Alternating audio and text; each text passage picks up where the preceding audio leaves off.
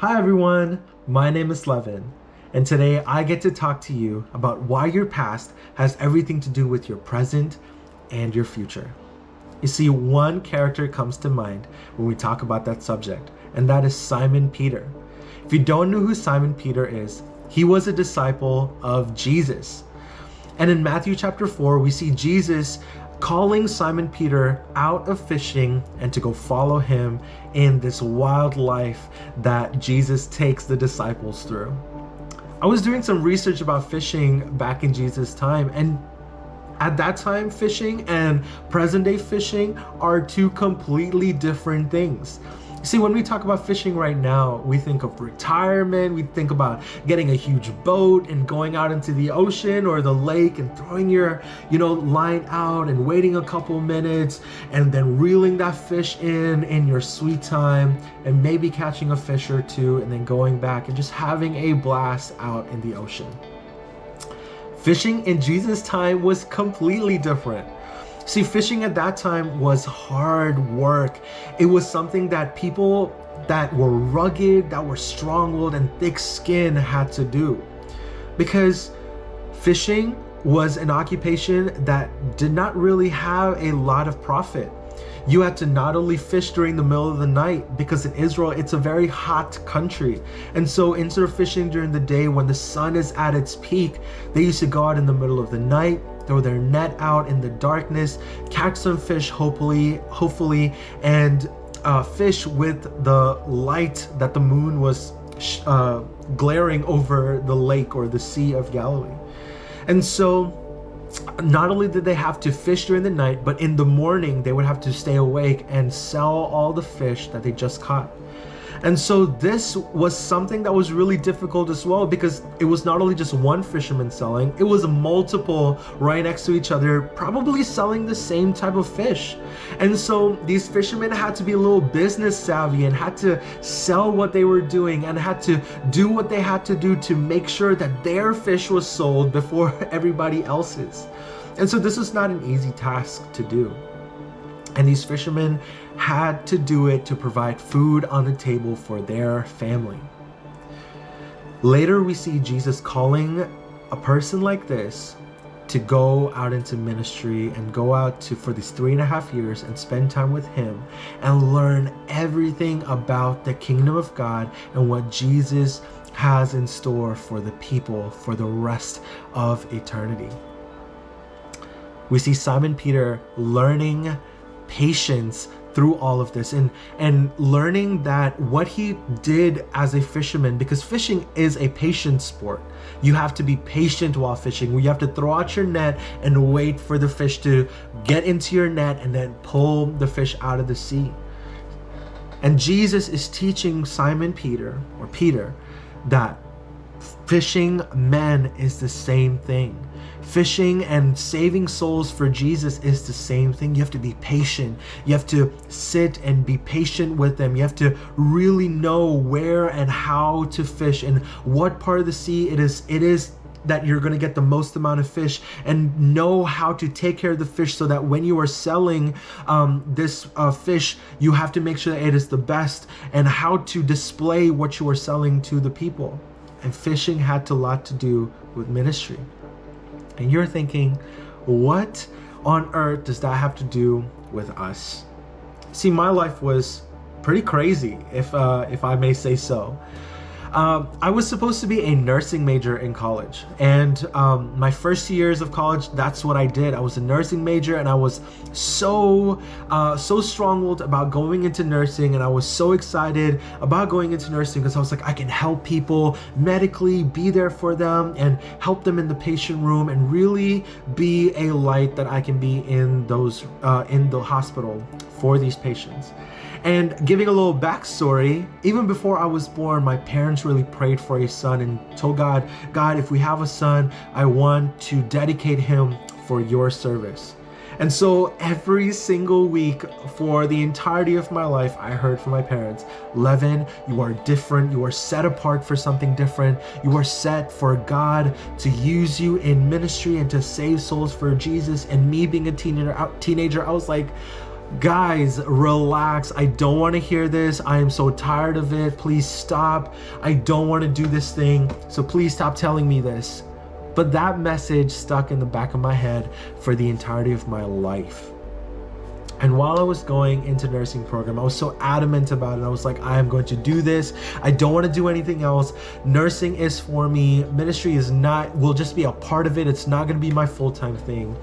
And the last semester before I was going to go into the nursing program, God says, I have different plans for you, Levin. And he literally shows me vividly that nursing is not for me and that he called me into ministry. Ever since that day, my life has not been the same. It has been crazy. God has given me the opportunity to speak in front of 5 people, in front of hundreds of people. And while he was calling me into ministry, I remember telling God, God, are you crazy? I have no qualifications to do what you are calling me to do. I don't know what I'm doing. I don't know how to speak to people. I don't know how to communicate to people about who you are, about what you can do and what you have done in my life. So why would you call somebody like me? But later, after God called me into ministry, my story changed to where I was given the opportunity to be a youth pastor at a church. And I am thinking, God, you are even more crazier to make me responsible over high schoolers and middle schoolers. I have no qualifications to do this job properly. I cannot manage even my own life. How am I going to manage a youth ministry with high schoolers and middle schoolers? I cannot do this. But God said, trust me. I've given you everything that you need to do what you have to do. And I was like, God, what do you mean? In my youth ministry, in the first year of my youth ministry, I started noticing that a lot of the things that I learned in my prereqs for nursing and in my time working at the hospital correlated really well with youth ministry. Taking care of people and making sure that you are there in their time of need and how to talk to them and console them and be patient and calm with them correlated with ministry. Because high schoolers and middle schoolers were going through a lot in their life. There's a lot of change happening in their life. There's a lot of momentum happening in their life. There's a lot of growth happening in their life. There's a lot of important decisions happening in their life. And they are confused and lost. And they're like, Levin, I don't know what I'm doing. I'm freaking out. I'm so terrified. And God would help me and my wife to be there for them, to coach them through this moment and say, it is okay. What you're going through is okay. You are going to be fine. God has the best plan for you. And walking them through this moment and showing them that God has the best plan for their life and enabling them to see God through their life was part of my job. And I never thought that what I learned in nursing would be applied in youth ministry.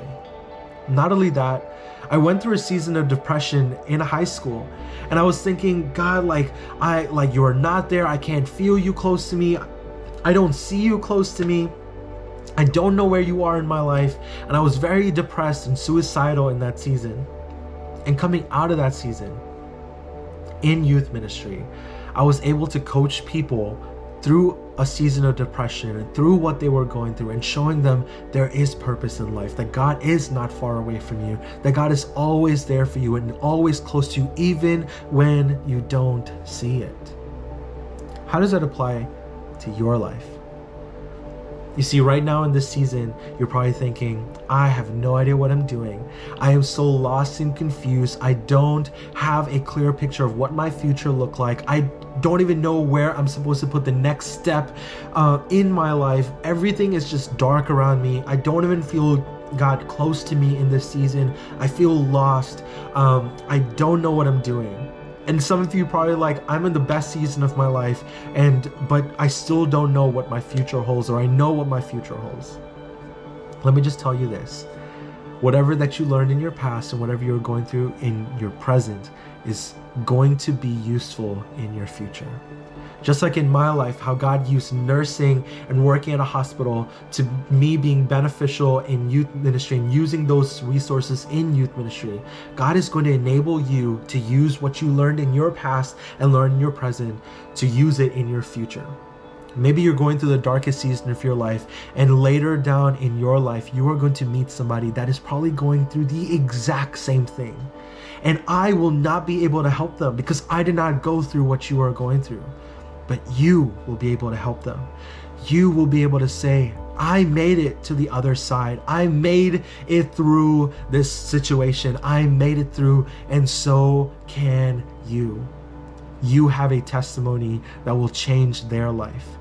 You see, God doesn't let us go through different things in our life so that we can just use it for ourselves.